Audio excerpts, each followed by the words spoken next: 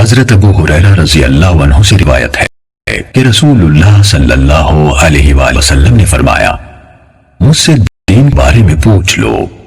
صحابہ کرام رضی اللہ عنہم آپ صلی اللہ علیہ وسلم سے اتنے مرعوب ہوئے کہ سوال نہ کر سکے۔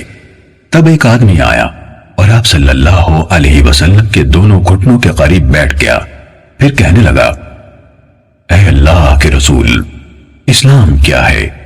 آپ نے فرمایا، تم اللہ تعالیٰ کے ساتھ کسی کو شریک نہ ٹھہراؤ، نماز کا اہتمام کرو، زکوٰۃ ادا کرو اور رمضان کے روزے رکھو۔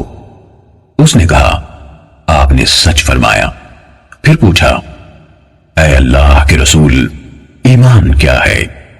آپ صلی اللہ علیہ وسلم نے فرمایا، یہ کہ تم اللہ، اس کے فرشتوں، اس کی کتاب، قیامت کے روز اس سے ملاقات اور اس کے رسولوں پر ایمان لاؤ، مرنے کے بعد اٹھنے پر ایمان لاؤ اور ہر امر کی تقدیر پر ایمان لاؤ۔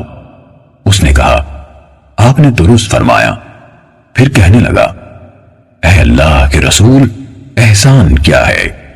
آپ صلی اللہ علیہ وسلم نے فرمایا، تم اللہ تعالیٰ سے اس طرح ڈرو گویا تم اسے دیکھ رہے ہو، پھر اگر تم اسے نہیں دیکھ رہے تو وہ یقیناً تمہیں دیکھ رہا ہے۔ اس نے کہا، آپ نے صحیح فرمایا۔ پھر پوچھا، اے اللہ کے رسول، قیامت کب قائم ہوگی؟ آپ صلی اللہ علیہ وسلم نے جواب دیا، جس سے قیامت کے بارے میں پوچھا جا رہا ہے وہ پوچھنے والے سے زیادہ نہیں جانتا۔ میں تمہیں اس کی علامات بتائے دیتا ہوں۔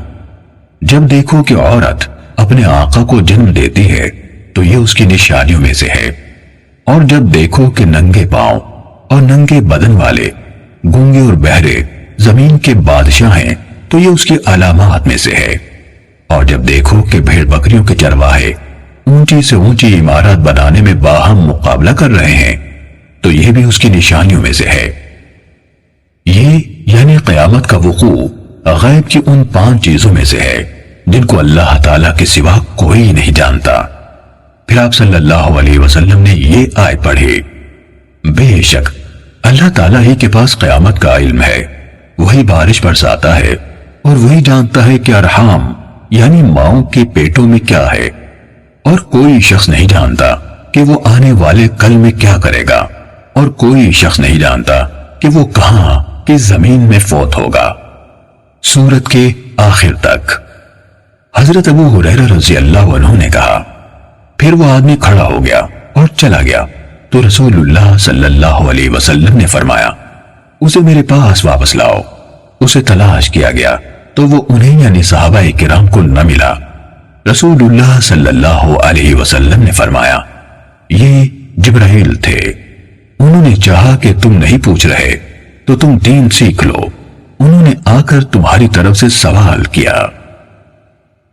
صحیح مسلم حدیث نمبر 99۔